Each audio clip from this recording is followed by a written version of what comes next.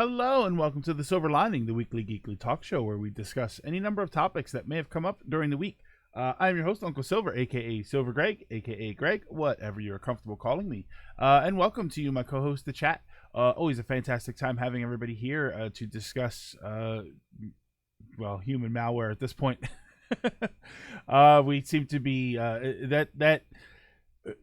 that's constantly dominating the conversation.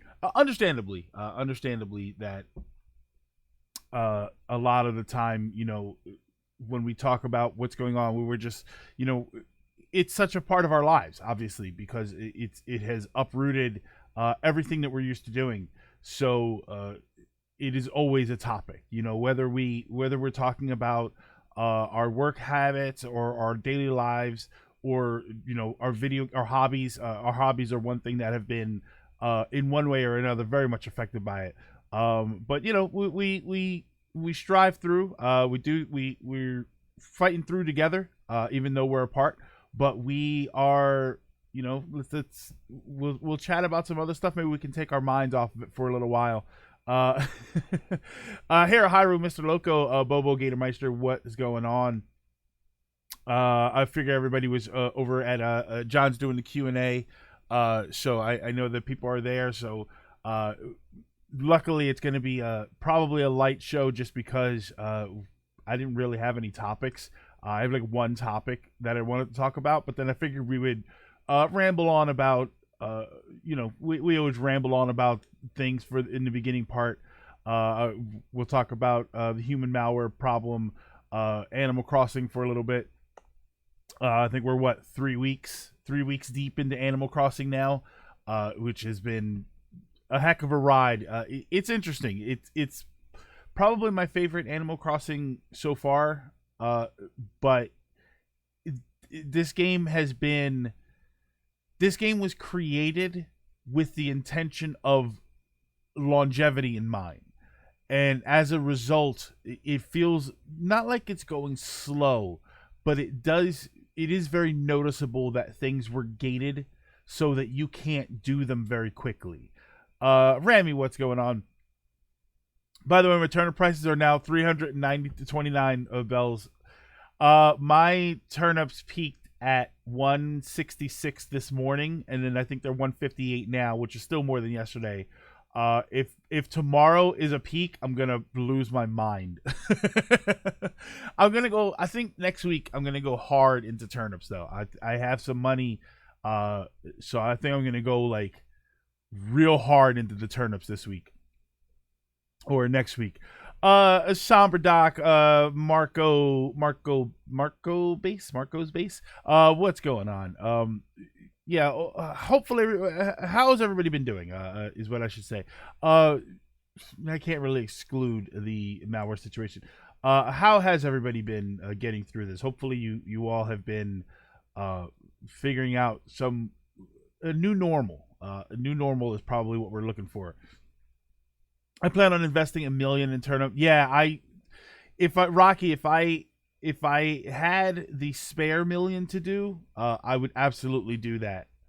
$1 million is what I used to invest in some of the older games. When I got up to a certain point, it was usually like 1 million bells that I would invest. I'm gonna try. I've been sleeping in every Sunday, so I haven't had the chance to buy any turnip. You gotta set your alarm, Hero. You gotta set. See, that's the thing, Hero. You have to set your alarm.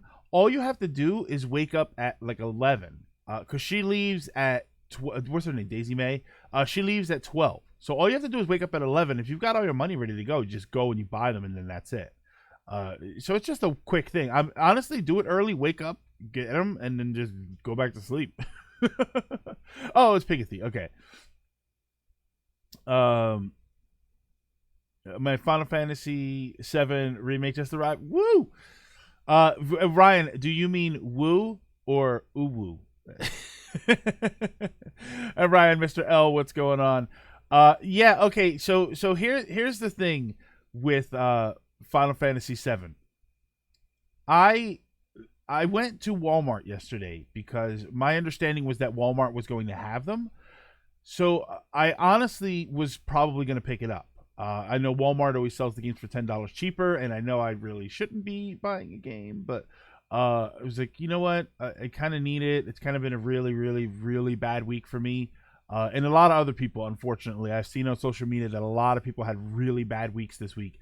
But I figured, you know what? A little retail therapy, and then I come home and I play the game. Um, would help me out, hopefully. So I went to go and get it, and they had it. They actually had it in the case, but it was not supposed to be available, so their system would not let them sell it. So I did not buy it that day. But then I woke up this morning and I'm like, maybe I shouldn't have bought it. So it's probably a good thing that happened. So I do not have it. So I probably won't be getting it anytime soon, which is fine. PlayStation games. My biggest concern is spoilers, but I know with PlayStation games, they're gonna go on sale. As anticipated and hotly desired as this game is, in 6 months it's gonna be $40. That's notorious with PlayStation games. Okay. Check my DMs. Yeah, I just got a message for that. I'll be holding off myself. I really don't need it right now. Yeah, I'm getting back into. Excuse me. I'm finally getting around to Doom 2016. Hold on a second. I was playing Doom 2016 yesterday, so I'm finally trying to get back through that, which is a fun game. It's definitely cathartic to rip some demons' heads off and pull out their hearts and shove them down their throat. I got to that one demon that does that. Yeah, I am playing Doom 2016.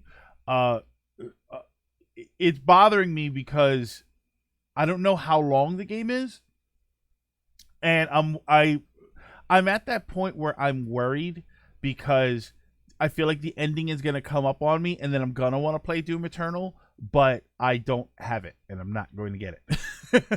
Yeah, it's not super long. It's like 6 to 8 hours. I'll tell you what I did, Ryan. I just I ran up. I scaled the Argent Tower to stop what's her name from blowing it up and opening up a rift. She did it, and then I was sent into the other world, and I'm right sort of at the beginning. I probably played like 20-30 minutes of being in that other, like halfway through. Like Olivia blew up the thing, I got transported to another world, and then that's where I am. Like as I was walking, I hear the voice like hold on, is it good? I hear the voice like, he is here. And I was like, yeah, that's kind of cool. And I played a little bit of that, but then I stopped because it wasn't even super late. I've just been super tired at night lately. This week in particular. The mental image from yesterday's Uwu hasn't deleted from my mind yet. I pre-ordered mine on Square's online store last year, or probably a delivery delay. Yeah, you're in literal hell. Yeah, you know what's funny? I'm in literal hell, and it is less red than the game has been so far. The rest of the game has been red, like the color red. And when I got to this other place, which you're telling me is hell, it's like brown. I'm also playing the Final Fantasy VII Classic on Switch, but I'm at that point where I want to restart my playthrough because I took a long break in between my last play session. Yeah, that's always kind of difficult with RPGs, especially. Why didn't I get a notification? I don't know why. The notifications are real weird on Twitch. So I always tell people don't rely on them. Rely on Twitter. When I post on Twitter, we're gonna go live. But yeah, how are you enjoying it? I'm enjoying it. I am. It's more aggressive. I'm not a huge FPS fan, but I've been playing Call of Duty Warzone. Well, I was playing it. I haven't played it in like 2 days. So I'm getting more used to. Thank you, Shadow, for the invitation to the host club. I'm getting more used to FPS. I never had a problem with FPS. I never was like, Doom 1 used to make me queasy because of the way it moved, and it was real sort of rough and jittery. And Jerf, also thank you for the invitation to the host club. So Doom 1 was the only game that ever was sort of like, oh, I can't look at this for too long. But FPS games, for the most part, I just wasn't a huge fan. I was always more of a fan of second or third person view. So I because of playing Call of Duty, it's been sort of helping me get back into the FPS. Like Metroid Prime, I never had a problem with. Halo, I didn't have a problem with. So I'm getting more used to it. And now that I am, the aggressive nature of Doom has been very cathartic. I think this is a good time for me to have played it, because if I had played it any other time, I would have thought, oh, okay, it's Doom. But now I'm playing it. I like the aggressive gameplay, visual style, and everything. So it's I don't know. It feels good. I never thought I would say that about a game where you rip demons' heads off, or the one in Doom Eternal where you bonk the head and it drops into the shoulders. It's hilarious. But it feels good. Everyone's caught in a struggle. We're talking controllers slowly turning yellow simulator, which we'll get into, because it's not. It's really not. I knew you like Doom 2016. Glad you're enjoying it. Yeah. It's. I'm enjoying it more than I thought of. Okay, so here's my biggest problem with Doom, with what I thought was Doom. I remember the first game, and the first game, for what I played of it, because I did beat the first one, but I don't remember it. And I think the problem was I don't remember a lot of storyline from the first Doom. And I think that that's what kept me from playing any of the other ones, other than also getting a little queasy. So I had no interest in playing a game that didn't have a lot of storyline. I like that there's more storyline in this. I like that it's more involved, and there's not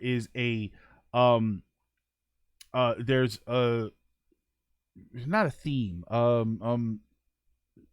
It's another word for storyline, but just there's something going on. You know what I mean? It's not like just shoot demons. There's actually something going on. There's a goal I'm working toward. Narrative. Thank you. There is some sort of yeah. There's a narrative that is you go from step to step to step, and I like that. Yes, there are games like Metroid where I got involved in the they drop you on the planet and then that's it, and I like that. But games like that, especially games like Metroidvanias or RPGs or something, not really RPGs, Metroidvanias. They're while it's not a narrative, it is a developing atmosphere based on your pickups.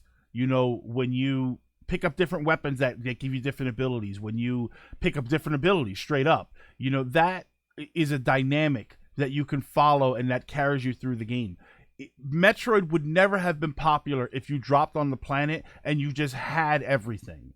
And that's not necessarily what Doom is, because you obviously pick up different weapons, but you don't go through a whole lot of, you know what I mean? Like, you don't suddenly just find out, oh, you can ledge grab, you can, you earn the ability to ledge grab, that opens up the world. You gain the double jump, that opens up the world. That's what Doom 1 was like. So playing this one and seeing that it's like that is actually more like, I got the double jump and it was like, oh my God, I wasn't even expecting to get a double jump in an FPS game. And that's great. It makes me feel like not only am I progressing as far as shooting things and getting better guns to shoot things better, I'm also getting more abilities to traverse the worlds that I'm in, even if they're not fully explorative worlds. Doom 1 is archaic as hell. Most of the story isn't super spelled out. It's all in the Doom Bible. Yeah, you have to read. You have to go read something else in order to understand what's happening in this game. Doom 3 was the first to really have a story. Yeah, which is probably why I skipped Doom 2 and 64. So Doom 1, 2, and 64, it's a lot of hidden lore stuff you have to read elsewhere. There's a lot of weird lore involving hell, the base, but in the game it doesn't matter too much beyond Doom Guy is a crazed maniac who gets hard on killing demons because they killed his pet rabbit. Is that what it is? Is that like is Doom Guy the original John Wick? Is that what that is? But yeah, they even spelled out Doom Guy, what Doom Guy is. Like, isn't he like a human who was given powers or something? Like, you wake up in a hyper like not hyperbolic chamber, like a chamber where they fed you drugs or whatever. Yeah, he's pissed they killed his pet rabbit. I like that. It's a simple thing. 343 good. Oh yeah. The Doom Guy in the game is that crazed crackhead in that one comic. I don't know. He's pretty awesome. I wouldn't tell that to his face though. I actually think he works better with the silent, faceless protagonist. Mr. L, I like him as a silent protag, but I still want to know where he came from. I still want to know the origins of Doom Guy. A silent protag works fine if I understand their motives or at least where they fit into the storyline. A silent protag without any backstory is literally just a guy that shows up and does things for no purpose whatsoever. Like, he could be without a backstory, you could be the good guy or the bad guy. And I need that. I need to understand, yes, we're playing. Now, that's a great dynamic, would be to be playing as him and you find out that he's actually insane and you've been the bad guy this whole time. Which I think was one of the Star Wars games. So Doom 2016 is the OG Doom Guy. Long story short, he's so good at killing demons that they actually fear him. Yeah.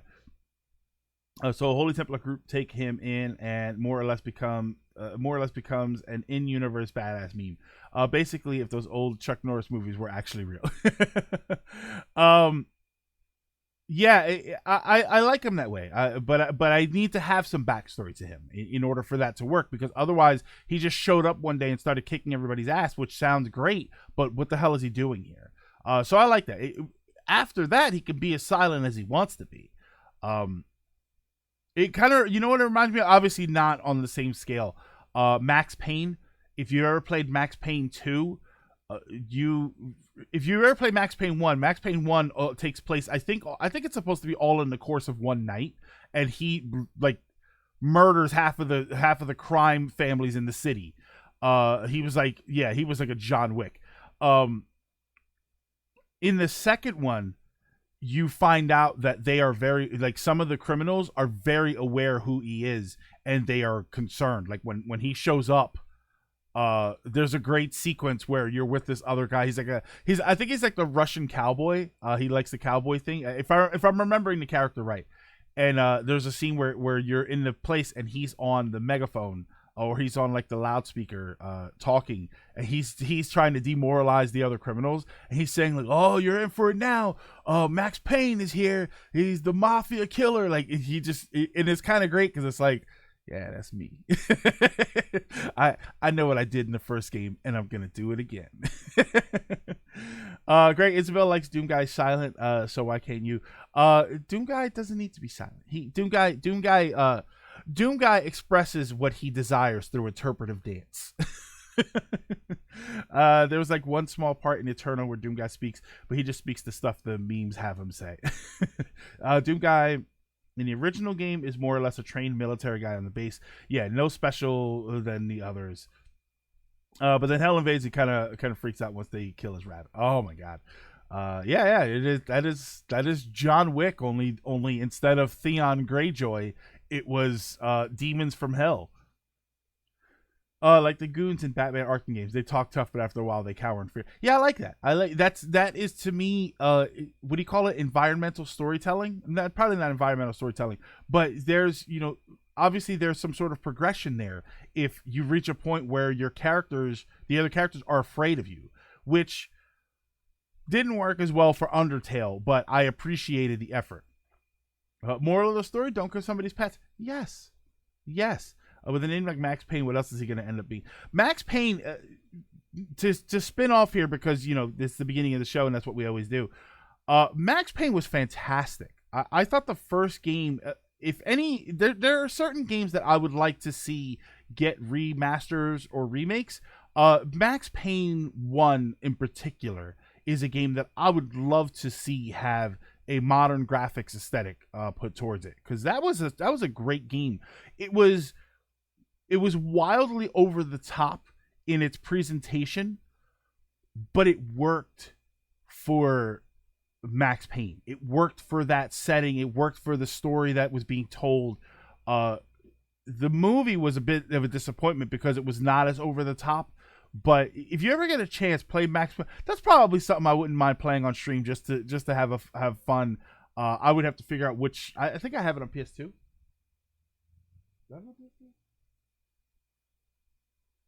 No. Oh my God, no. I have it on the OG Xbox. Yeah, I have it on OG Xbox. Oh my God, I would have to set up my Xbox in order to play that game. Yikes. But yes, in Doom Eternal, he actually says the huge guts. He made the Sentinel greedy be rip and tear. I like that, rip and tear. I do like that line. Now that I'm playing the game, I do like that line. I like the it's like the 1 minute CG with him and Isabel, and he's like throwing her up, and then the demons show up. So he's like rip, and she's like and tear, and then he flips her up, and then they start attacking. I love that. I want like a 5-minute action sequence of that. He had to take a moment to stop at CVS around her birthday card and some chocolate. Oh, wait. Oh, I had to take a moment to stop at CVS. I thought we were talking about Max Payne. Max Payne, you mean the game where the characters have that goofy face? Yeah, it's mostly Max that has that, like, it's this sort of texture mapped face that looks hysterical. It's more the voice. I love the smirk on Max Payne's face, but it's definitely more the voice when he does the narrations. It's so over the top as far as what he's saying, like, and how it comes across. It's like it's outside the sky was falling ice pitchforks, like it was snowing. He's talking about snow. It was snowing. You can buy it for cheap on Steam. You can buy it for PS4. I love the Doom AC stuff people make. I love that. I love that. If you saw today, Doom posted a thing, like the Doom official Twitter posted a thing congratulating Final Fantasy VII on its release, the Final Fantasy VII remake. I like that. I like that other companies, we kind of thought the Doom Animal Crossing thing was great, and then that was going to be it. So Doom, yeah, they did the art. It was awesome. It was like the like an evil sort of tower. I wish I had it here. It was like, the Final Fantasy VII with the Shinra Corporation and then Cloud with the sword. They did that with, it was like an evil tower or a mountain or something, and then it's Doom Guy with his sword. It's like in the same pose. It's great. It's fantastic. I love that stuff. I want that for more. I said this before with the Doom Animal Crossing stuff. I want more companies to do that. It's understandable when Final Fantasy VII and another company and releases an RPG with Trails in the Sky comes out. They're a bit competing, so they're not. It would be nice to see them supportive of each other, but it's understandable that they're in competition with each other. Doom and Animal Crossing are never in competition with each other. No one's. I don't think there's a lot of people who are going, which one do I get? Like, you either want Doom or you want Animal Crossing, or you want them both. It's the same thing with Final Fantasy. Like, I don't think there's a ton of people trying to choose between one or the other because they're vastly different games. You either want Final Fantasy or you want Doom. So it works for them to be friendly with each other and supportive of each other because there's a variety of gamers out there and they want to play different things. So why would you be like, who would possibly say, don't buy Doom? Doom is terrible. If you want a good Doom game, play Animal Crossing. Like, of course you don't say that. It's insane. The comic book story piece thing is Max Payne nowadays. It feels really goofy. Yeah. No, Latimer, I wouldn't say it's the comic book aspect. It's the presentation of it. The voiceovers and everything. The graphic novel presentation of story elements is fantastic. I think that's great. And I think that's popular if it's done really well. The problem is when you read the voiceover or when you hear the voiceovers, it sounds insane. It sounds crazy. But it worked for that game because that game itself was over the top with the bullet time, with the pacing of the action, with the storyline. The over the top worked for that game, not the Stallone movie. So it was fine. Nowadays, you would just have to do it better. And I don't know, and I will admit one thing, Latimer. I don't know if you're going to see a triple A company do something like Max Payne. I think you're more likely to see, I guess, a double A company do something in that vein. Somebody who's a little bit more experimental, as opposed to they're gonna do the tried and tested, right? Tried and tested formula. You're gonna see studios, companies like CD Projekt Red. I think if you were to hand Max Payne off to somebody to do a game, a remake of it, I think a company like CD Projekt Red would be interesting to give to Max Payne, considering how amazing Cyberpunk looks. And then there's that weird Butterfinger. Yo, I don't know what that Butterfinger Final Fantasy VII thing is. What would have been great? Final Fantasy VII Spirit event for Smash. That would have been nice. I would have liked to see something like that. As closest competition is probably, yeah. If you were trying to reach for competition for Doom Eternal, it's probably Resident Evil 3. But I mean, Doom Eternal's been out for a couple weeks now, so it's already over. You know how it is. Everybody moves fast. Get the real Doom. Slap your villagers over the head with your bug catching net. Yes. Rip and tear until your museum is full. They probably saw how much good giving support to Animal Crossing would. Yeah, so they want to keep it going, which they should do. It's a positive thing. It's a goodwill thing, especially nowadays with all of this stuff going on. I think that a lot of these companies realize that positivity is what everybody's looking for. Nobody's looking for companies to to rip and tear at each other. They're looking for some positivity. They're looking for ways to enjoy their hobbies rather than be divisive and aggressive against each other. So it's nice to see that. It's pleasing to see that. When I go on Twitter and I see the Doom community welcoming the Final Fantasy community, that's good to me. When I see fan art of those two, of the two most polar opposite franchises or games you could imagine, when I start seeing artwork crossing over between them in abundance, that's a positive thing for me, and I like that. And with all of this going on, you know what? I'll take as much positivity as I can get. Have you seen that dumb Kotaku Shadow? Have you seen that dumb Kotaku article? Do you have any idea how little that narrows it down? Amazon sent me a bonus pre-order copies for Final Fantasy VII today, but the game won't be here till Tuesday still. Cloud looking up at Shinra while Luigi, Isabelle, and Ike help him raid the tower is the best World of Light level we'll never get. Saying is, let's get refined Subspace Emissary 2. Artwork that both companies officially supported. It's people whining about a headline without reading the actual article. Oh, no. I just had an idea, an image of Cloud and Doom Guy doing cool poses, but Cloud's holding a sword and in a way, so Isabella's sitting on. Oh, okay.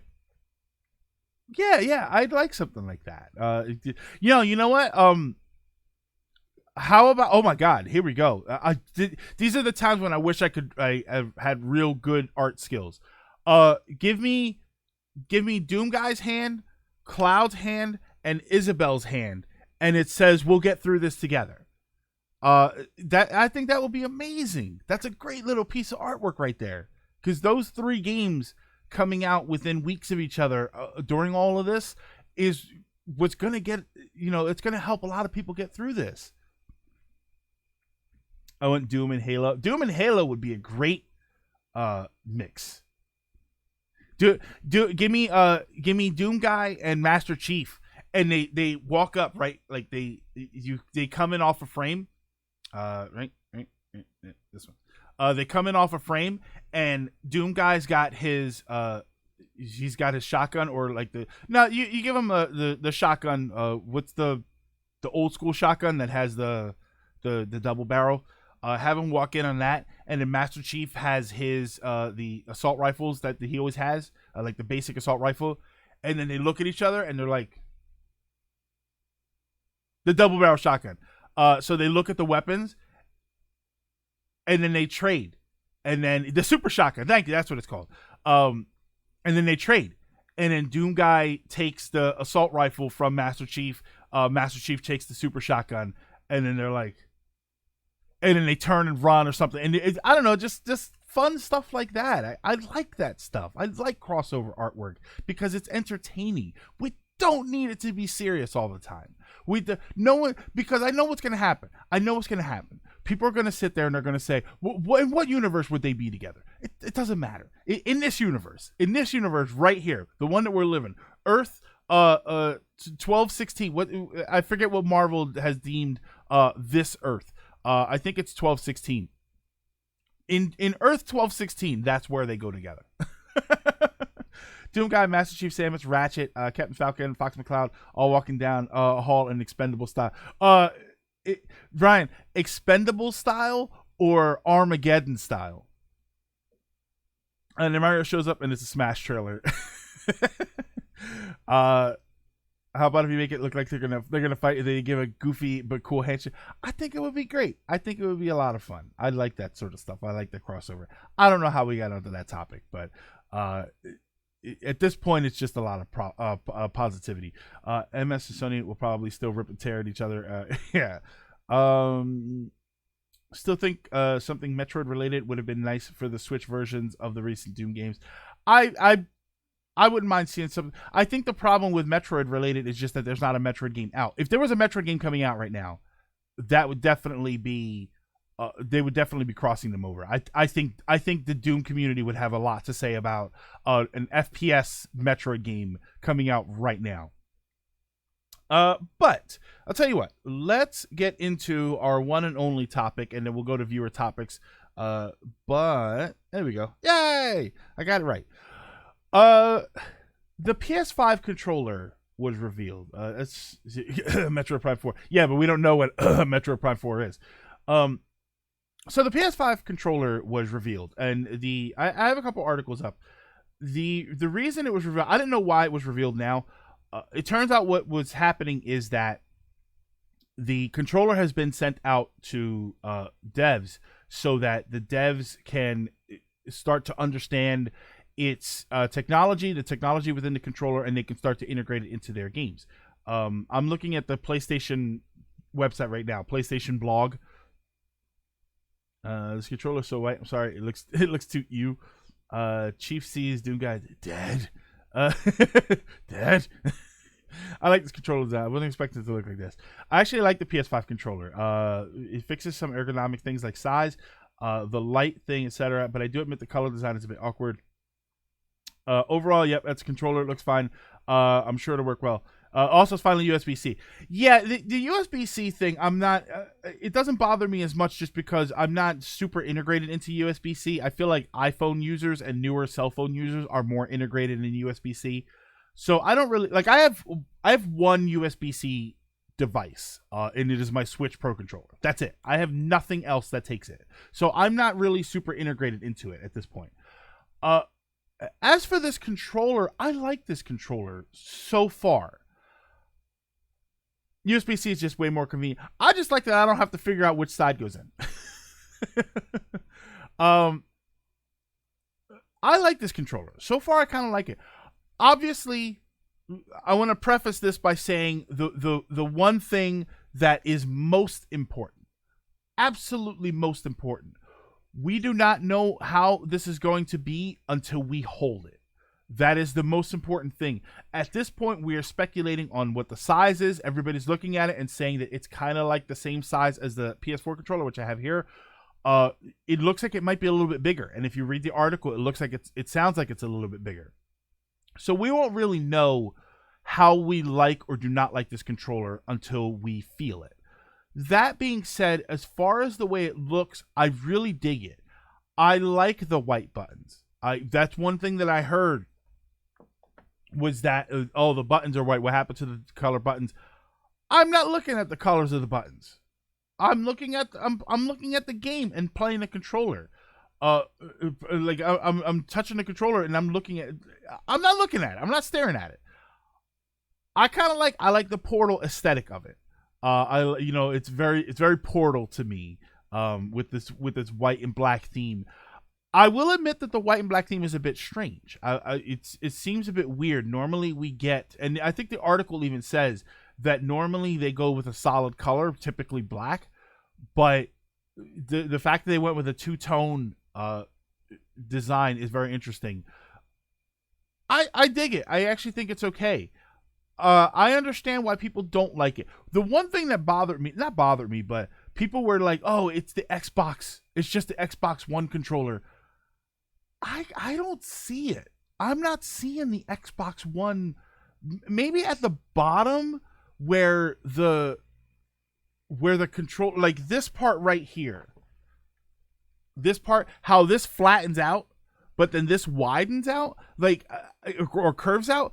I kind of see it, but I feel when I looked at it, the first thing I thought was not, it's an Xbox One controller. I use my Android chargers to charge my Pro controller. Yeah, see, I don't have an Android phone that has that. I think the problem is from a glance, I wouldn't be able to tell if it's a PlayStation controller. I wish the PS logo on it was maybe more pronounced. I wouldn't mind that as far as the PS logo being the normal Sony logo colors. I would like that, but I really don't care, or at least white. I hate design. I am in no way saying anything about the feel. Not a lot of people will get to hold it for. Yeah, that's the thing. We're not going to get to hold it until, close to the system release.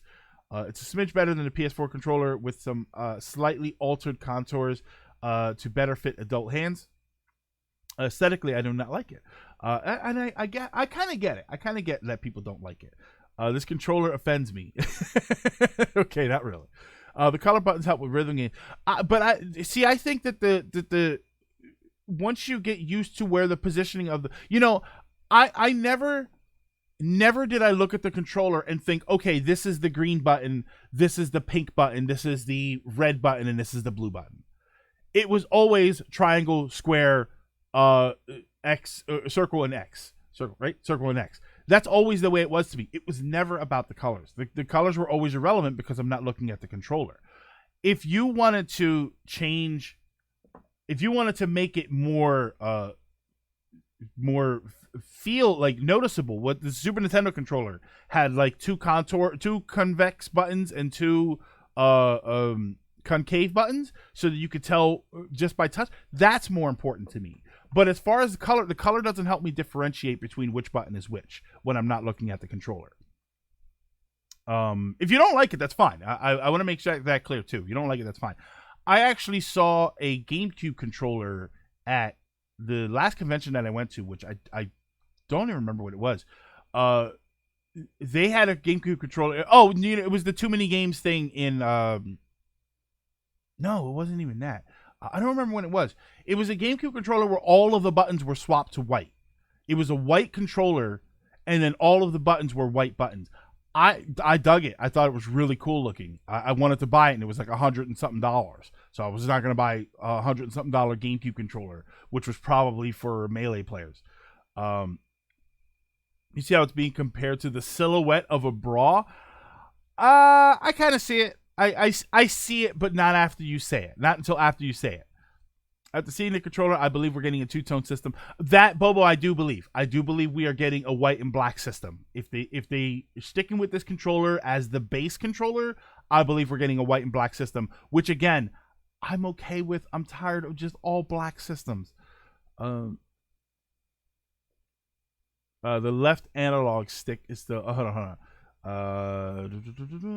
Honestly, it looks kind of like a mock-up design rather than official. Yeah, but Nitro, this is the one that they said this is on PlayStation's website. This is not like other websites that are claiming it. This is what it is. This is what PlayStation is saying that they're sending out. I would not be surprised if they change the color scheme before the actual game, before the actual system comes out. But I like this color scheme so far. Has a few small things that kind of look like Xbox controller, but not a ton. And Ryan, and that's the thing, like. A few small things, they all have a few small things that look like each other. You know what I mean? Like they all do this sort of thing where they're kind of similar, but kind of not. So it's understandable. Like, I don't know. I get it. The left analog stick is still in the wrong place. I prefer that. I prefer level sticks. I would rather have my sticks on the same plane as opposed to one up and one down. I don't like one up and one down. I can play it, but I don't like it. So I've always liked the PS4 controller or PlayStation controller for that. I have a PS3 control with 3 square buttons, and the Switch controls are all gray. Yeah, it's not a big deal. Yeah, it's just nice visually, Dragoon. It's just nice visually. Yeah, and Ryan, that's exactly it. That's exactly true. If you don't like this, give it a week, and there'll be more color variants out. Buy a Scuff controller, a Scuff gaming controller. They're probably going to have a whole bunch of variants, a color variants and button variants. Talk to them. The PS bra. Hey, Mega Saxer. Curious to see what other color variations Sony will have for the controller. They're going to have a gray, like the original PlayStation, of course. With it having HD Rumble, I hope that means more devs will try to incorporate it. Well, Mr. L, that's what this release is. This release is them saying that they have sent out the controller to devs so that the devs can get used to the technology inside and start to integrate it into their games more. So, yes, I absolutely believe you're going to see more... I guess it's called HD Rumble.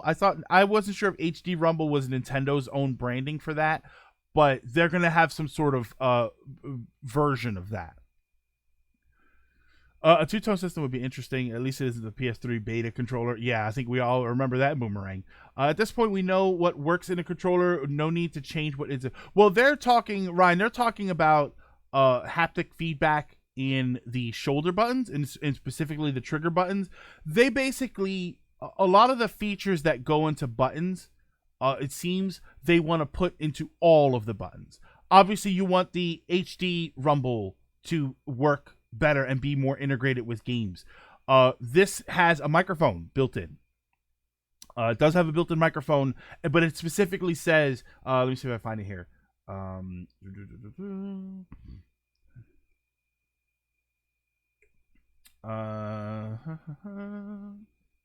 DualSense also adds a built-in microphone array, which will enable players to easily chat with friends without a headset. Ideal for jumping into a quick conversation. But of course, if you're planning to chat for a longer period, it's good to have a headset handy. So that's cool. I like that there's a quick thing. You know, if you don't have a headset, you can say what you need to say. But you know, if you're going to be doing it for longer, you have a headset, which is not important for me because I usually don't chat with randos. But if I was playing, you know, if I wanted to play COD or Fortnite or something, or I don't know what other multiplayer games there are, and not be on my stream setup, if I wanted to be sitting at my TV, it's nice to know that I can chat really quick with the microphone, or I can go ahead and attach the headset. I know it's official. Just look like something you see on Google Images when searching for PS5. Yeah, like Nitro, like mocked up. Like this is what it could look like. Yeah, only Nintendo calls it HD Rumble, but that's what it is. Yeah, it is high definition Rumble. With regards to changing things, I'm talking about the button layouts, general shape. Oh yeah. There's you can't change controllers anymore. This is it. I think the GameCube or the Wii. The Wii was probably the last major revision on a standard controller we'll ever see. Good try with the gamepad for the Wii U, but there was a multitude of problems there. We're always going to see some variation of this, and I'm okay with it because it works. This is fine. Hope the resistive triggers won't break. I hope the new editions don't launch the controller's price up. I don't think it will. I think controllers, unfortunately, have settled somewhere between the $60 and $80 range. I hate it, but it is what it is. Greg, why do you have a picture of Strong Bad up there? Where do I have a picture of Strong Bad?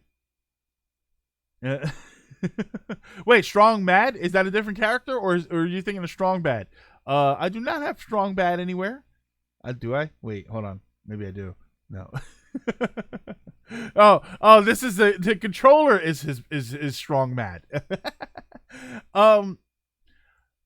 Even Nintendo in a Stockholm meeting said they're always testing new ways to play games, but have yet to find something that's more comfortable than the regular controller. especially the easy use based on what people already know. Here's the problem.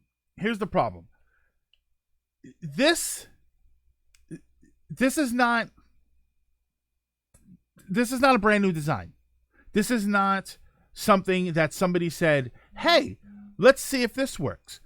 This is the product of 20 plus years of gaming development.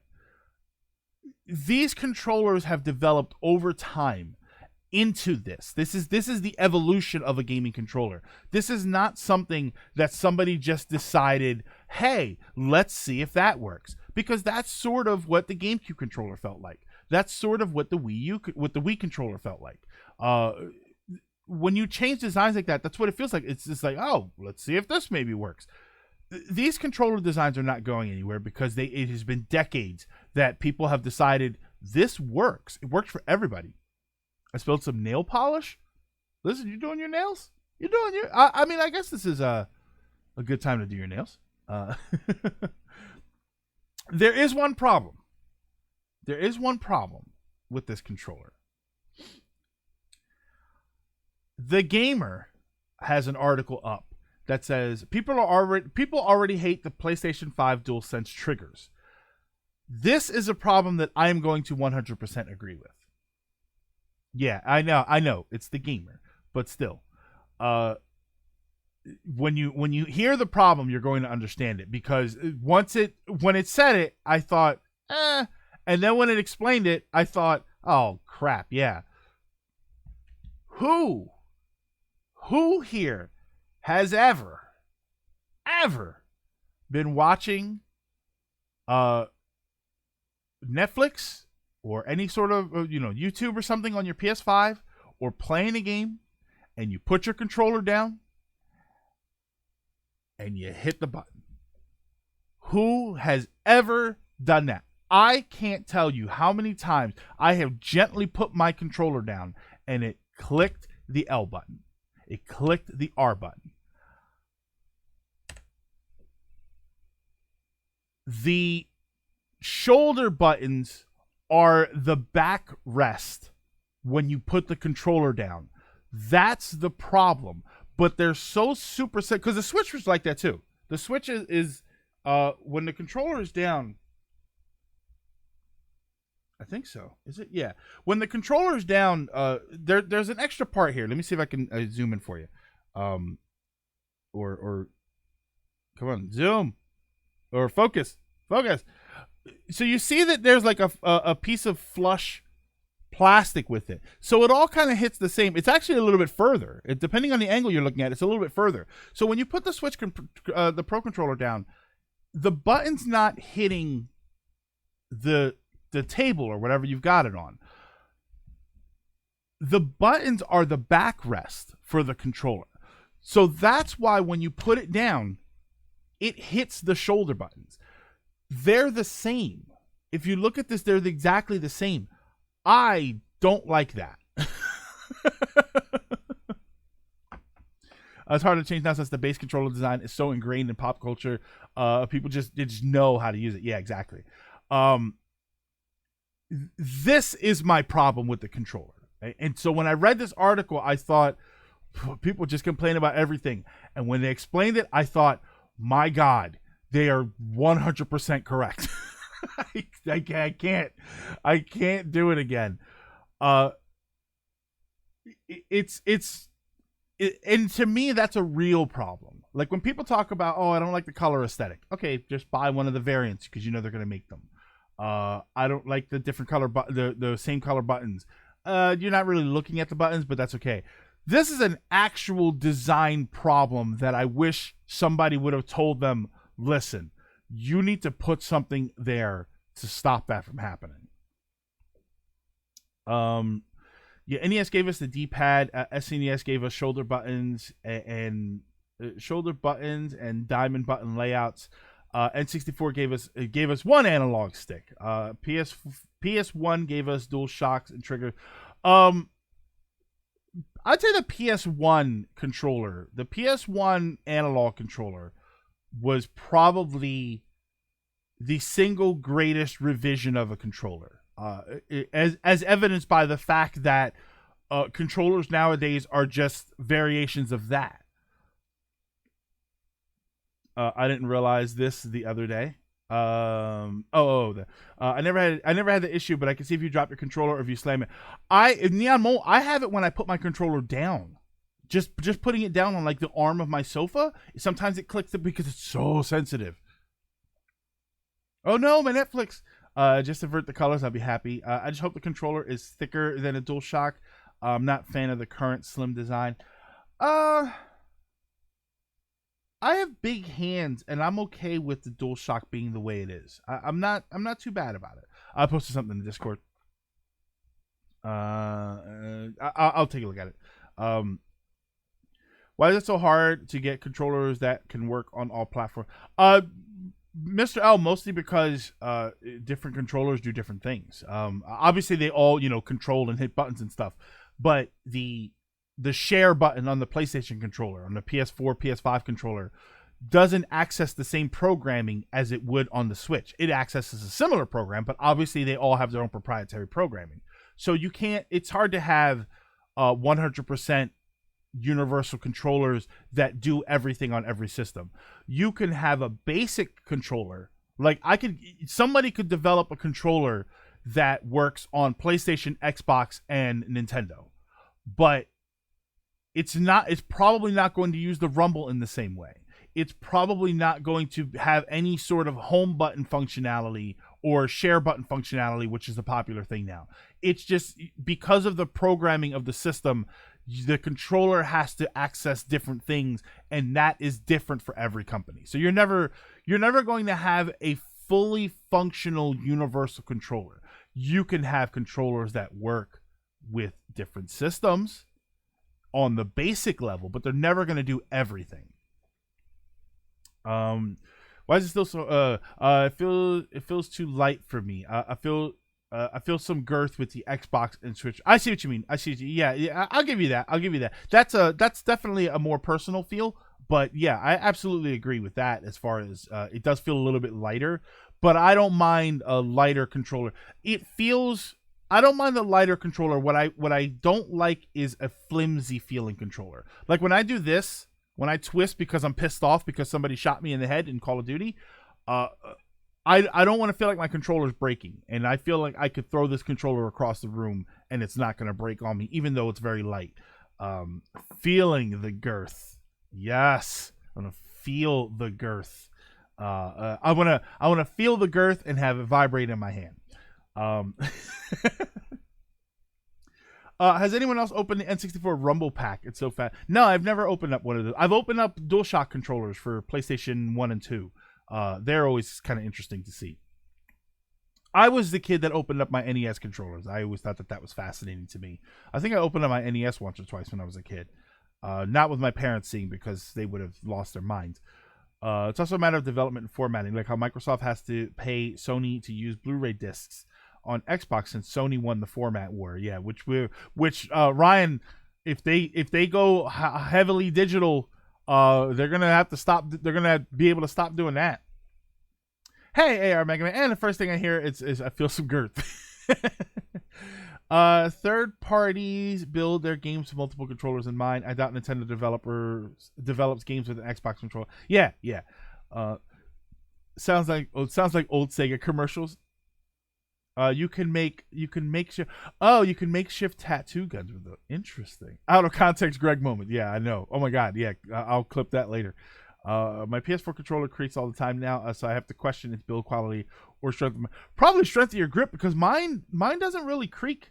I mean, it creaks if I twist it, but it not just on its own.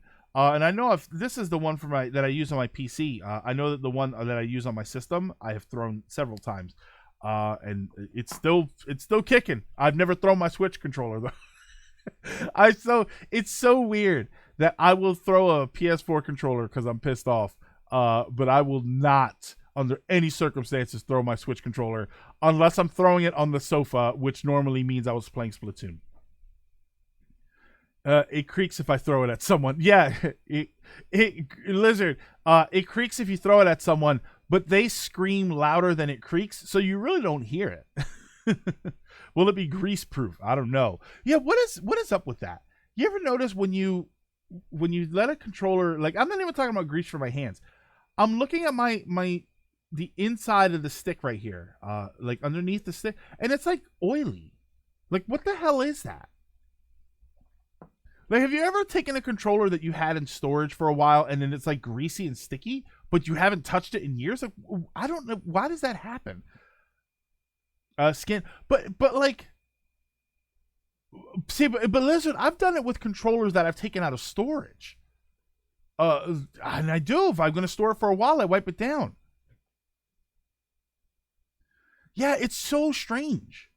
And that's the thing. Here's the thing. I'm not talking about this part of the stick. I'm not talking about the top. I'm talking about underneath the stick, on the part of the ball that doesn't go in under the controller. Like, that gets, I don't touch that.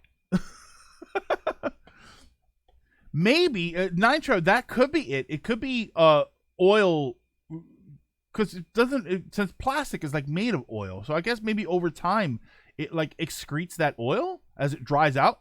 Maybe, I don't know. Yeah, but maybe like it sweats oil. I don't know. That's so fascinating. Oh my god, I gotta contact the Because Science channel on YouTube and see if they can figure out why oil is coming out of my sticks. NES controller really could hurt someone with those sharp corners. Yeah, I know. I hope this doesn't drift easily. Yeah, well, Sony's never had a problem with drift. That's Nintendo. You talking Nintendo there. Nintendo are the drift kings. Sony is I don't know. I don't know if Sony controllers were ever known for any super negative things other than wild third-party designs, but that's not really their fault. So yeah. It's just not as common. Yeah, Dragoon, I never had, no, you know what I've had? The start and select buttons not working. I've had the start and select buttons not working, which I think was the problem with remember we had a problem with our controller here? I think that was the problem with I would have to jam on the start button for it to work. Anyone remember those PS3 boomerang? Yeah, Flipno mentioned it earlier. It's the gray one, the boom, like boomerang, like when your grandma calls. Hold on. There is one other issue that I want to address. I'm a little bummed out because I forgot to bring it over. One of the other issues that I want to address is people talking about the controller turning yellow. That has been a sort of concern where everybody's like, oh, I can't wait to have a yellow controller in a few years. Let's be clear about something. That yellowing that used to happen from old controllers was because of cheap plastic. I don't think Sony OEM is going to use a cheap plastic for their controllers, as evidenced by the fact that I have the white PS3 controller, and I meant to bring it over here. I have the white PS3 controller, and it is still as white as the driven snow. It is not turning yellow in any way whatsoever.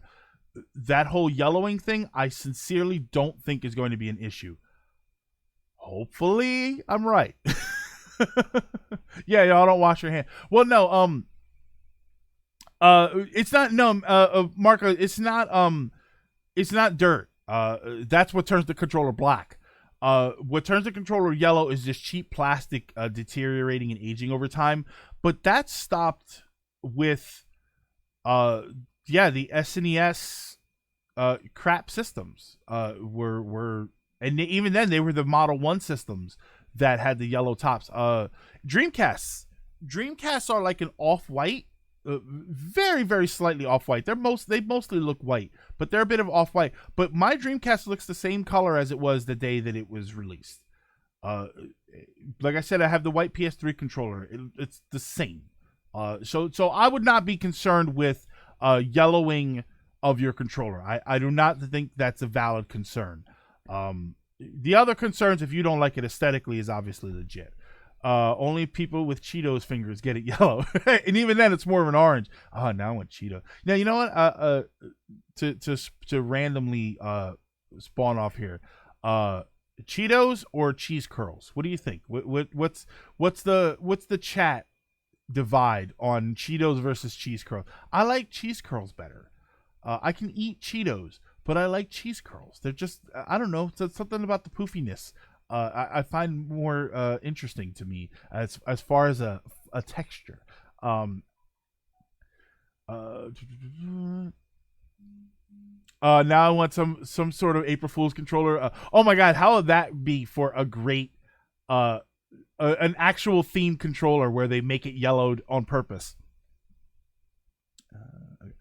But what about the whitening of yellow controllers? You're right. Hey, when you're right, you're right. Cheetos depends on my mood. I love cheesy poofs. I love cheesy poofs. You love cheesy poofs. What's cheese curl? You never had cheese curls? Cheese curls are the curls, but they're like puffy. Cheetos are usually like almost like not sticks, but they're usually straight pieces. Cheese curls are actually curled, but they're very puffy. I like them better. They're about equal. Pecan Sandies. Cheese puffs are better than Cheetos. And I'm going to admit something. I'm going to admit something here. Cheese curls. I love them. I love the cheese curls. But the cheese puffs, like the balls, never had them. I've had curls, but I've never had balls. Cheetos if you don't have Cool Ranch Doritos. See, I don't like Cool Ranch Doritos. I prefer regular Doritos. We're spawning off. We should not be talking about these cheesy foods when we're looking at a pure white controller, video game controller. If I went to hand somebody a controller like this, and I saw that they were eating Doritos or cheese puffs or cheese curls or Cheetos or anything like that, I would take the controller back and I would give them handy wipes. Over here, Whatsits? Used to have Cheetos until Lay's bought the Whatsits brand. Why are we talking about cheese puffs with a pick of PS5 controller? Lilac, because we have lost control of our lives. I have to get you a plate of Chef's salty chocolate balls. No, I refuse to put them in my mouth and suck them. Food tangent. Kids are going to stain so many of these. Oh my God, they are. I'm looking at PS5 right now and I can already see the dirt I'm going to put on it. You know what I see? I see the dirt forming in between the seams. Right here. The seam of the controller. I used to clean them out when I worked at a game store. I used to take a screwdriver, like a small electronics screwdriver, and I would scrape out the insides, and it's disgusting. Disgusting. Some Common Johnny rating with a party of 149. Welcome everybody from John's stream. John was doing the Q&A for this month. Your ideas are intriguing to me, and I wish to subscribe to your newsletter. John was doing the Q&A. John has brought the Shadow Legends with him. Welcome everybody. Welcome. We were talking about the PlayStation 5 controller and how it was not that bad. I actually like it. I do like this controller. But then we started talking about whether we like cheese puffs. Here we go. Since we got a lot of people here, cheese puffs or Cheetos. What do we think? We got a larger sampling size now. As a proud buy, I would gladly take some balls. Yeah, Gator, at this point, like any human contact, please. My nephew says hi. Well, I say hi back to my nephew. I was watching his stream right before we switched up. I also hope they would give us the option to turn the light off from the controller. Yes, oh my God. Please let me turn the damn light off so that I can save some battery life. They do mention that the battery life is a concern of theirs. So hopefully they're looking. But honestly, it's satisfying to clean up. AR, that's why I used to do it. There was something real weirdly cathartic about your ideas cleaning out the controllers to that me, way. and I wish to subscribe to your newsletter. Sir Sondix, I was going to say Sir Donix. Sir Sandox and Azern. Thank you so much for the follow. Welcome. What do we got? So hold on, we got Cheetos, cheese puffs. Cheetos, cheese puffs. It looks like Cheetos is the super popular one. The mighty John has blessed us. It's first grade SpongeBob. Doritos, yes. Admittedly, Marcos, I would take Doritos over either one of those. My answer is yes. I actually bought some Cheeto Puffs. Now I'm gonna eat some. Oh my god, yeah, I'm gonna have to go to the supermarket. Your ideas are intriguing to me, and I wish to subscribe to your newsletter. Churro111, thank you so much for the follow, as well as its first grade SpongeBob. Churro, I am concerned because it sounds like you were scared your by a ideas churro. are intriguing to me, and I wish to subscribe to your newsletter. Where's my button? I have a button specifically for that. Don't I? I thought I had a button to mute the alerts while stuff happens. Oh, there we go, right there. All right, we're okay. Yeah, I don't know. I forget where we were going. We go all over the place with these streams. I'll tell you what. So I like my controller. I like cleaning controllers. Blah blah blah blah blah. Why don't we do this? Since this is a unique opportunity for us. This is a unique opportunity for us to take viewer topics. So if you have any questions that you have, if you have any topics that you would like to discuss, your ideas are intriguing to me, and I wish to subscribe to your newsletter. TBB. Here, let me mute just in case. Yeah. Well, it'll still run the alerts. It'll just mute them. Yeah, secretly amateur. Yeah, a churro. I was going to say that it sounded like you were surprised by a churro. Like, churro.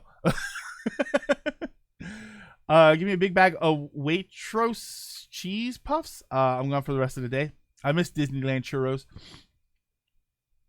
What's tastier, PlayStation or Xbox? I don't know if either one of them is tastier. I would just say don't taste Switch controllers. Cooking Mama. All right, so the whole Cooking Mama thing is wild. Cooking Mama, they thought that it was data mining or crypto mining. It's not.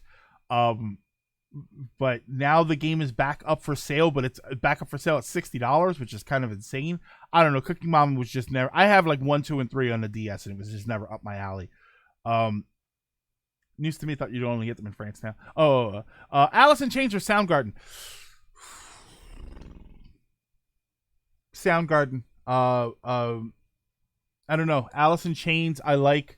I'm not super duper familiar with the catalogs from either one of them, but Soundgarden, I feel like I've heard a bit more mellow in tone, and I like that better. When it comes to like, if I want to rock out, it's going to be I'm an old man, so it's going to be something like Metallica or something.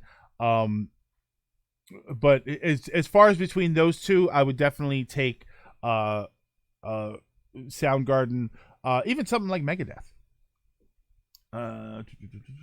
Cooking Mama selling us Dogecoins. Did you discuss the Mario Remasters room? No, I did not, actually. The Mario Remasters, so there's rumors of the Mario Remasters coming up. I don't normally talk about rumors too much because we honestly just don't know. But it's something that I wouldn't mind seeing. I think it would be very interesting to see. What I don't want to see is the Mario games redone in the new Super Mario style. I do not like the new Super Mario graphic style. It's just not something that I like. I don't like the slidey, floaty the gameplay, like the mechanics. It just doesn't appeal to me. Don't taste Switch cartridges. Yes, which I think we've all done. Which game controllers have the best hentai? Which game controllers have the best hentai? I mean, when it comes to a hentai controller, you really can't beat the tentacle tip shape of the PS4 controller. I mean, look at that. Look at that. That, I mean, come on. The whole Cooking Mama situation is really weird. Best adult animation shows I've watched. I'm gonna say by adult animation. Oh yeah, the Wiimote is good, but the Wiimote has corners. Adult animation. I'm not going to say hentai because hentai is kind of difficult. If I would say animation that was aimed specifically at adults, one of my favorites is probably the Spawn animation from HBO from like a long time ago. That's some of my favorite. Anime's tricky because anime is easy to, there's just so much of it. But Spawn was probably one of my favorite shows that was very, very clearly not for kids. That's if you have not watched that show, that's fantastic. Everything done in the Mario's Missing style. Remake them all in Mario World style. I wouldn't mind that. Mario World style was alright. Black Sabbath is good stuff. Black Sabbath is good stuff. Iron Maiden is alright. Sorry. Give me some Slayer. If we're gonna talk old stuff like that, give me some Slayer. I can use a little bit metal in my life. Let's see here. What about the Wii remote? Yeah. The new Super Mario Bros. Style is just really outworn its welcome for me. Finally, quality question. Oh, like BoJack Horseman? Yeah, I guess BoJack Horseman is considered for adults, but I didn't watch BoJack. I did something about it was just it didn't appeal to me. They announced a new Mario collection and then show off a new Super Mario All Stars. Modern day Nintendo offering collections of their most established and prized IPs and not milking them for $60 a pop. I'll believe it when I see it. Damn, you got your mind in the gutter. Yeah, Sounddox. I always. my mind is always in multiple places all at once. You seen the article of what gamers will look like in 20 years? No. That sounds interesting, and at the same time, I know it's going to be insulting. Have you heard about the new streaming service Retro Crush? Yeah, a couple people have been telling me about Retro Crush. I've been meaning to look into that to see what, if any, appeal there is, because I know that we caught, Verve was one that it's caught a lot of people's attentions. What was that one? I think it was second time we're going to say it in this episode. Boomerang? Was it the one that had like all the Looney Tunes and stuff and it turned out to be a disaster of a channel? Nobody wants to watch it. This is what gamers will look like in 2015. Why would somebody make an article about that? Because it's for clicks. It's all of that stuff is for clicks. Everybody knows at this point that when you insult gamers, you get clicks. If we're still on viewer topics, Churro, we're on viewer topics till the end of the show. We're gonna call the show a little bit early just because we only had one major topic. Are there any indie games you've played lately that you can recommend? Nothing new. A few months ago, I finally got around to playing The Mummy Demastered, which is a remarkable game.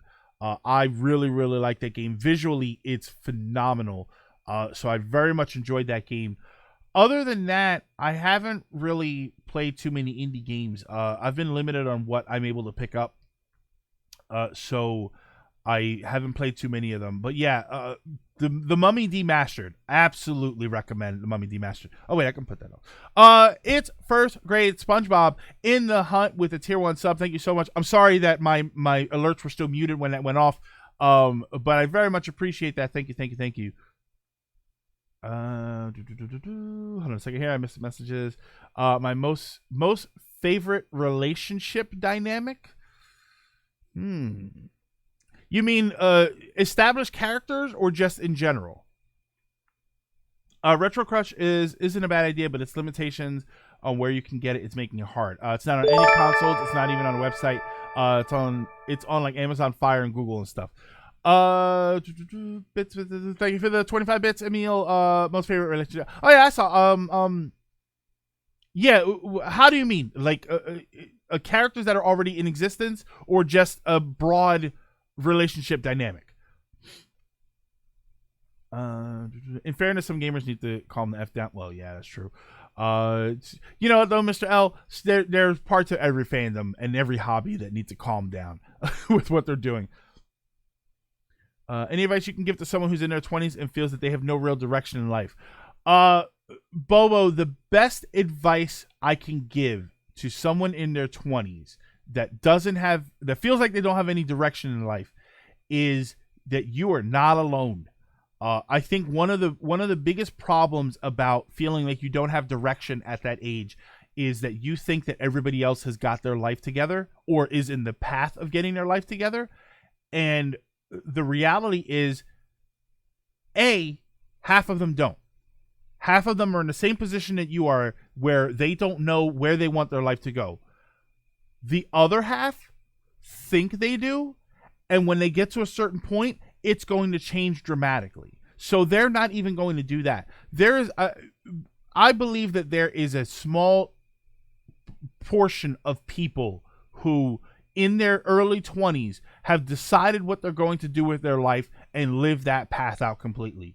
Life, I have been saying this for the last few months, life is going to do whatever the hell it wants to do. And the more plans you make, the more chance there is that they're going to fall apart. Here's what you should be doing at 20 years old. Setting up a basic structure for your life. You don't need a career right now, but it's nice to start deciding on whether or not if you want to go in that path. Savings account is a very important thing. That's more important than people realize, but is still not absolutely necessary. Other than that, go with the flow. Try to live the best life you can without damaging yourself, without damaging anybody else. And then just go with the flow, and you'll be surprised at how much things will fall into a place where you can build a good life from that. That's one of the most important things. Everybody has this. People have this idea of this life that they want because they think that's what's going to make them happy. And what you don't realize is that as human beings, we have the ability to make our lives happy in different situations that we probably didn't even realize we would be happy in. So set up some fundamentals, set up a rough structure, but understand that rough structure can possibly change, and understand that what's most important is that you be happy in your life situation. Trust me. Believe me. Ben's on the radio. What is going on, Ben? Ben, I voted for you, so good luck, Ben. The Boomerang streaming service is pretty dope. It's like $30 a year, and it's just about all of Tom and Jerry and Looney Tunes. Yeah, see, if it's got Looney Tunes, I'm all about it. Looney Tunes was a big thing that I very much enjoyed. Have you ever tried Super Mafia Brothers? I played it back in high school, my personal finance class. No. I never played that. I've heard of it, but I've never played that. Let's get to the most favorite relationship dynamic. Most favorite relationship dynamic. Female-male characters who are not romantically involved. That's one of my favorite relationship dynamics. One of the reasons I'm looking very much forward to Cyberpunk 2077 was because in the early trailer, that first like 45-minute preview that they had, was a female main character. V was a female in that version, and then Jackie was the male character, and at no point did I feel like they were going to have a romantic encounter, which obviously is not written into the game just because V can be male or female, but that is not really obvious because you could have a romantic encounter either way, so I apologize for that. But typically that's what they try and do. If they give you a female character and a male character, at some point they try and push this romantic narrative, and I don't like that. One of my favorite character dynamics is female and male characters who are really, really good friends, and that's it. And at no point are they struggling with relationship feelings or anything like that. That is one of my favorite dynamics. I like the romance between the main character and Clannad, like a couple that's big and small. Approaching my 30s, my life has no meaning. Latimer, does anybody's? I'm 23. I have a plan, but I'm going at it one day at a time. Yeah, absolutely. When your head's in the right place, take every moment as it passes. Absolutely. Take every moment as it passes. But don't let it wash over you. A lot of people say, "Oh, you gotta let those bad times run off your back." You know, water off a duck's back is what is an old dumb saying that makes sense. The idea is that you just pass. Don't let it pass over you. When good things or bad things happen, learn from them, understand from them, and develop more from them. When I was 17, I was sure I'd be a mechanic. Learned all this stuff at 20, found I couldn't get a job in most places. Finally got an interview and tore my arm in a practical section for Jaguar and what? tore my arm in a practical section. Oh, for Jaguar and Land Rover. Now I'm working to be a manager for a cleaning company at 30. Life curves you a lot. Yeah, absolutely. And Lilac, a lot of people might say you might sit there and decide on your life. Oh, I would have been better if I did that. You don't know that. You know, we talked before about how you get people who go into acting. They go into acting and they think, oh, this is it. This is what I'm going to do with my life. And then what happens? They disappear from the screen, but they're producers. They are audio engineers, or they decide that there are other aspects of it that they want to do. We see it on YouTube and social media and content creation all the time. People decide that what they want to do is be a content creator, but then they turn out that they don't like the content creation part. They like the behind the scenes stuff. They like editing. So they start editing. They put themselves out there as an editor for other people's channels. They like the art creation. I've talked to people who are content creators, and their favorite aspect of creating videos is creating thumbnail art. They like doing the complicated big pictures. So they commission that stuff out to other people, and then it turns out that's what they end up doing. And they're happier doing that. The river will never be happy if you force it to bend the wrong way. Oh my God. Damn, that was like Last Airbender stuff. Monster, human who both consent. That would be kind of cool. That's a cool thing. Shadow Teddy from Persona 4 Him Daisy comic. Your futile existence has no meaning. Isn't that that's redundant, isn't it? Water may roll off a duck's back, but the duck is still wet. The Resident Evil games kind of do that whole dynamic mildly. Only time they ever did try to add romance was Claire and Steve in Code Veronica. Terrible result. Steve was the Leonardo DiCaprio character. I wanted to be a marine biologist when I was in middle school, and now I'm a freelance graphic designer. Your ideas are intriguing to me, and I wish to subscribe to your newsletter. Lascade. I'm going to say Lascade because it looks like Cascade. Lascade, thank you so much for the follow. Welcome. By the way, anybody who is here who has not clicked follow, feel free to go ahead and do that. Currently in a manual labor job, studying up accounting to be a bookkeeper. Turned out to be a good blessing in my case.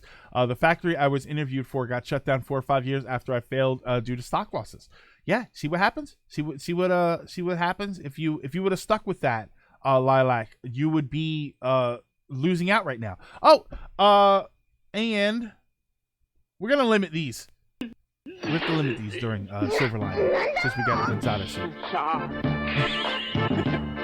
Rivers don't have feelings.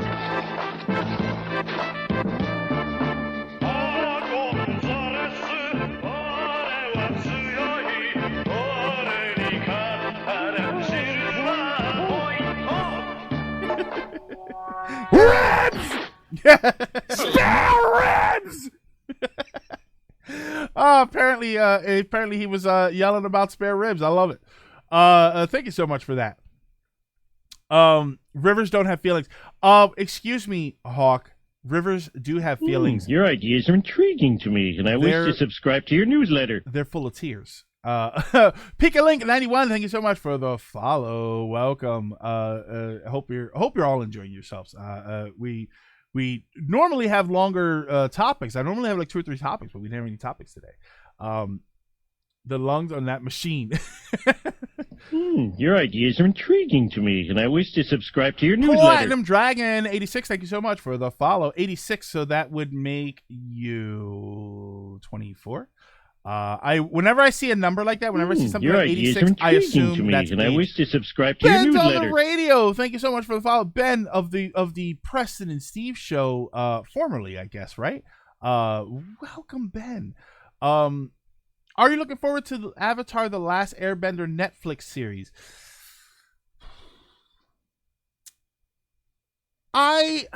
Is it a continuation or is it like a new series? I didn't watch Avatar, but I have been interested in it. I did want to watch it.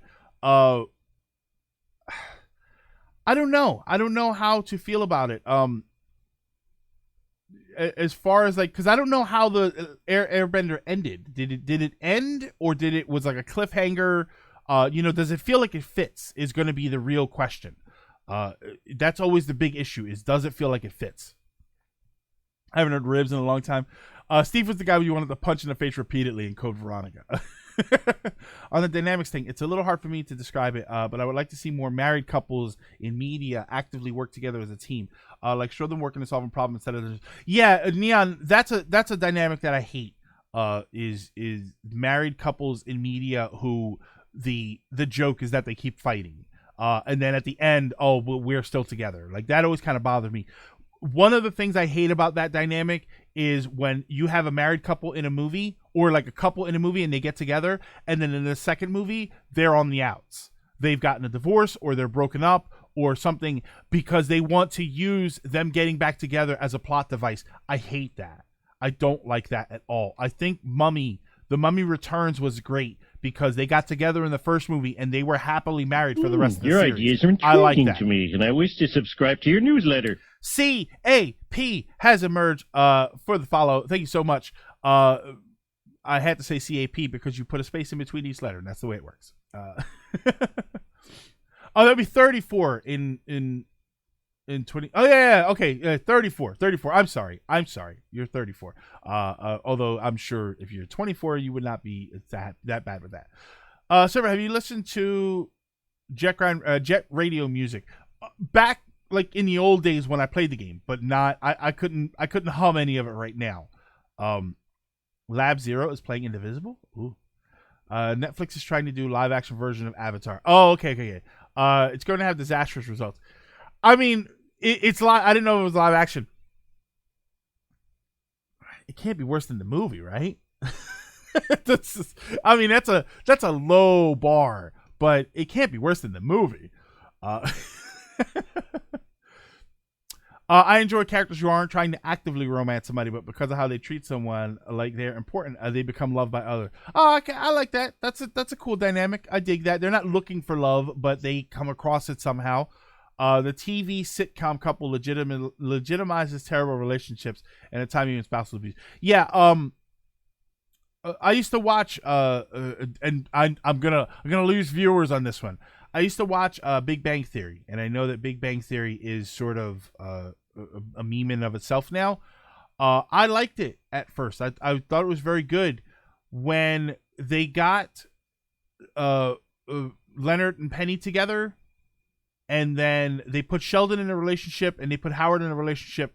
The show became very much about the relationships that they were in instead of the geeky things that they did. And it started to lose me. I liked the geeky aspect of the show. I liked one of my favorite episodes of that show was when they, because of their jobs and everything, they realized they hadn't had a lot of time to play video games. So they decided to basically shutter themselves in all weekend together and play the Star Wars game.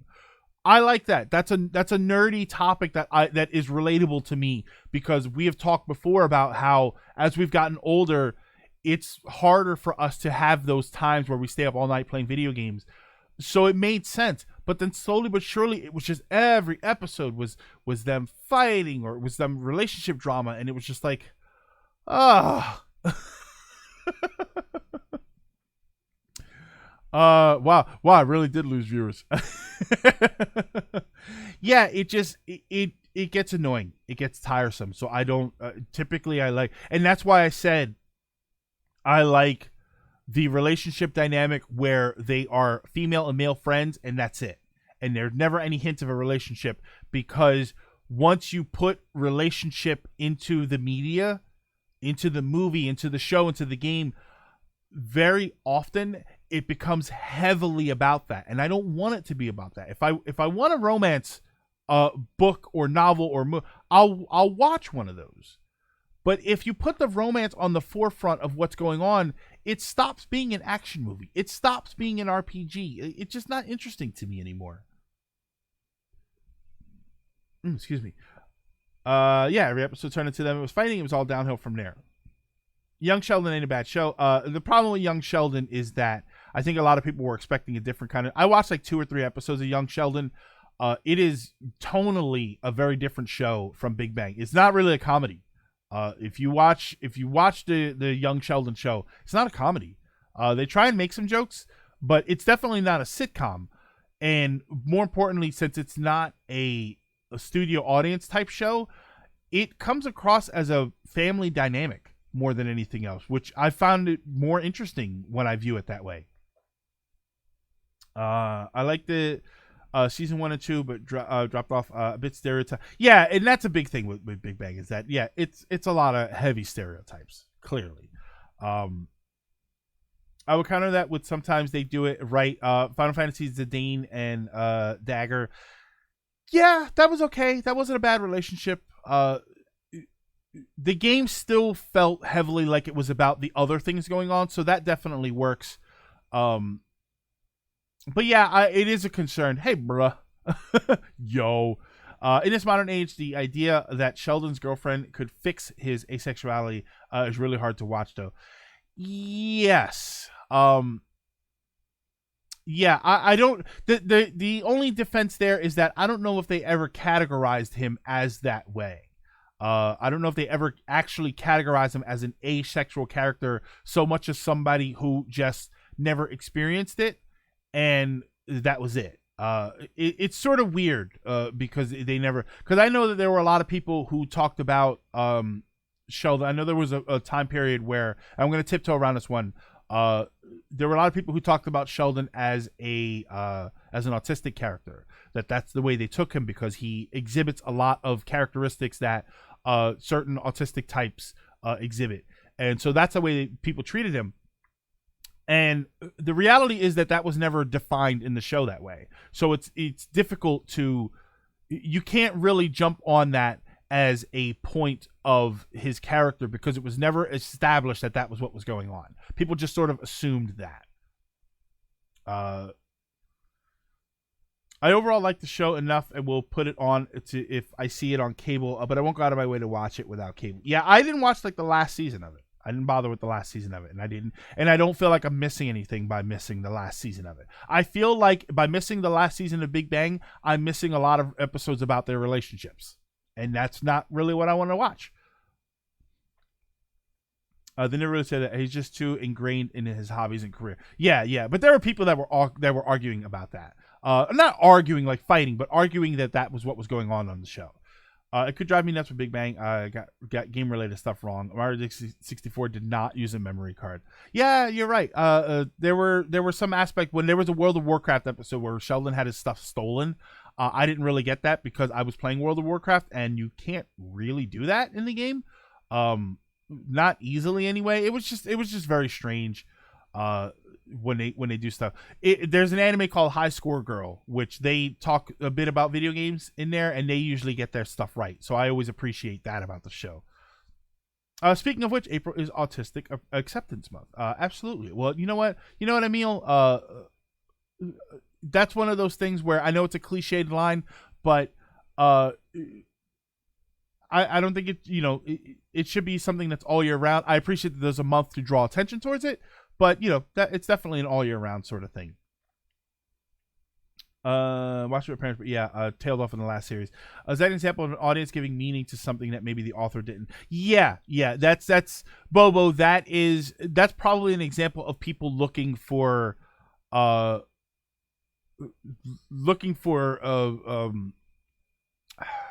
representation where it's not.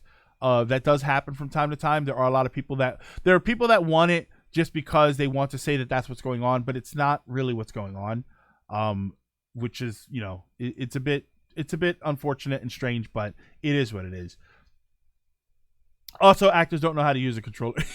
Yeah, that always bothered me. Elements, I'll tell you when that has bothered me from. That has bothered me ever since old NES commercials like The Legend of Zelda, where you see them playing Legend of Zelda and they're doing this. You don't play Legend of Zelda like that. If you play Legend of Zelda like that, your character's moving around in a circle and you're not stabbing anything. Like that always kind of bothered me. Generic sound effects.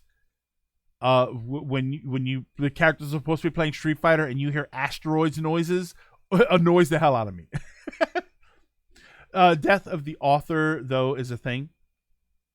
The reference just became a formula of reference pop culture, make funny joke regarding game. Yeah.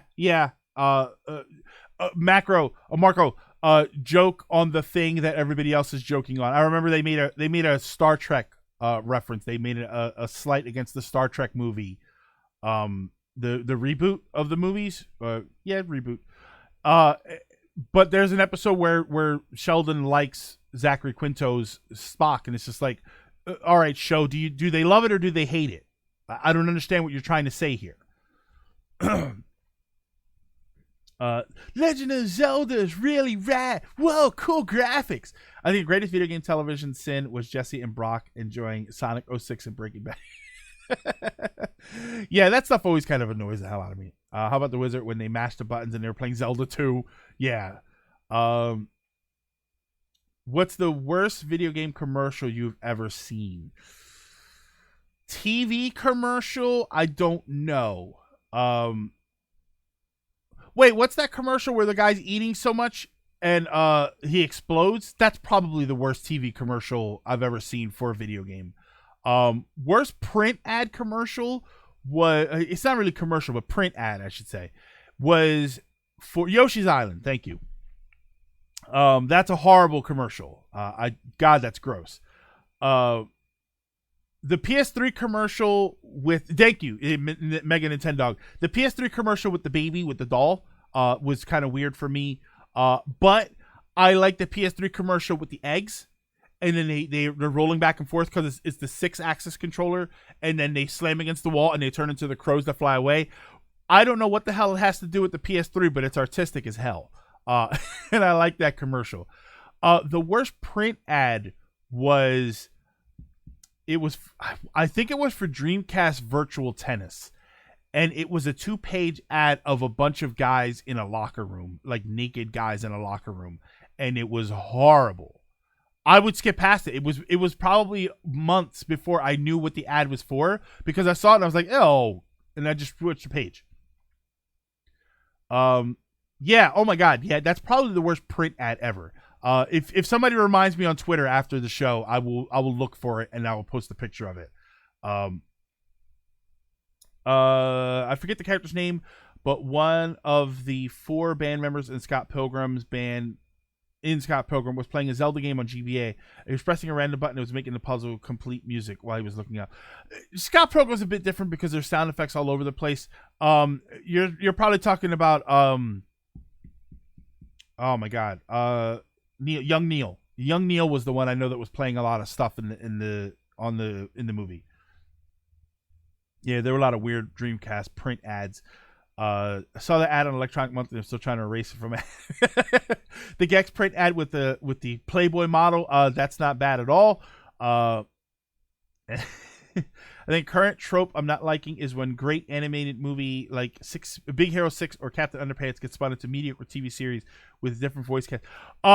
Ben, you should be old enough to know this.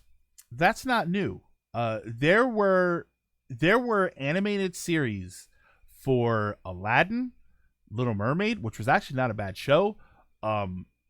Emperor's New Groove, which was terrific. That was actually a great show. That's not new.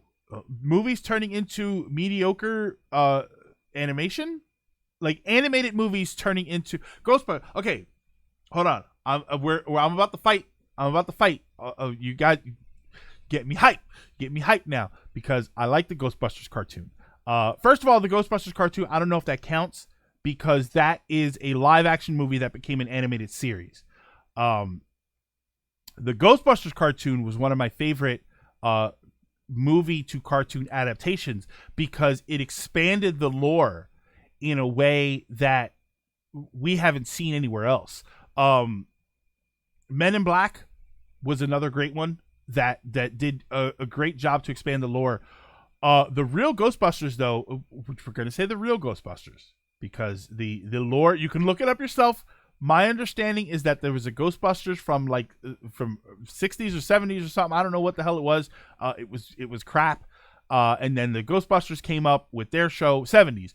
And then they got sued or something, and they had to call their show The Real Ghostbusters, which they were the real Ghostbusters, but not the original Ghostbusters. But that was a great show. I actually really, really liked that show. Did a great things for the lore.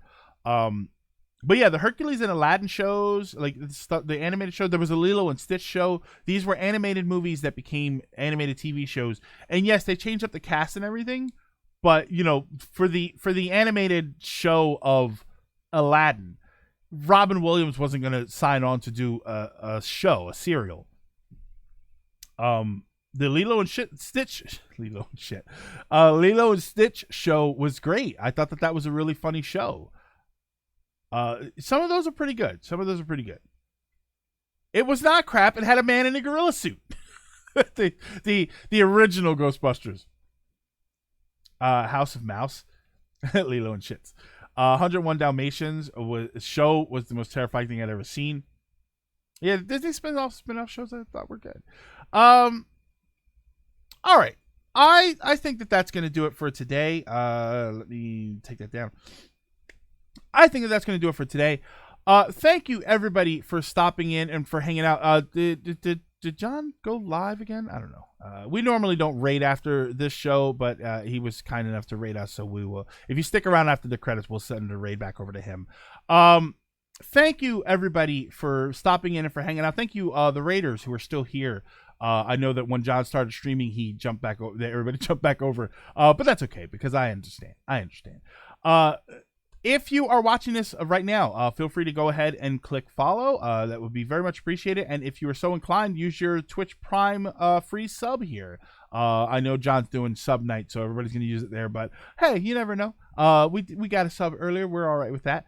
Also, check the links down below. Follow me over on Twitter, which is where I post any kind of updates about what we're going to be doing, and I post a lot of fun stuff. And follow over on YouTube, which is where I try and remember to upload this show weekly. If you are watching this on YouTube, also check the links down below. Follow us over on Twitter, and follow here on YouTube, and follow over on Twitch, where we stream 4 days a week, gameplay Monday, Tuesday, and Thursday, 3 p.m. to 6 p.m., and we stream this show live on Fridays, 5 p.m. to 7 p.m., which I'm still up in the air about changing. I'm still up in the air about moving that to a later time, but we'll see what happens. But closing it off with Lilacs 25 bits, good penis, YouTube. Thank you, everybody, for stopping in and for hanging out. Your ideas are intriguing for to me. Soul and I wish to X-Zero subscribe to your emerging with a newsletter. follow right at the end. Take care of yourself, everybody. Before we sign off, I want to say take care of yourselves, which I normally try and do. I normally try and tell everybody to be good to yourselves, have some fun, play some fun video games. But now more than ever, I want everybody to do that. Now more than ever, with the human malware situation going on, I want everybody to really focus on themselves. This is a unique opportunity for a lot of people to take time and work on your normal. We become ingrained in not only in our normal scheduling, but the idea that our normal scheduling is what it has to be. And this is an opportunity for us to change our structure of our lives. We have an opportunity to look into different hobbies, maybe interact with people in ways we never thought before. You know, people have been watching streams more and interacting with them more. So this is an opportunity to maybe grow yourself and stretch outside of your comfort zone a little bit. And maybe experience a few different things. So this weekend, I want you to take care of yourselves, but most importantly, don't lick lampposts, don't lick toilet seats, unless that's your kink, in which case I do not shame, but do so carefully and respectively. But take care of yourselves. Have a great weekend. If you can even distinguish the weekend from the weekdays anymore. And I will see you all next time.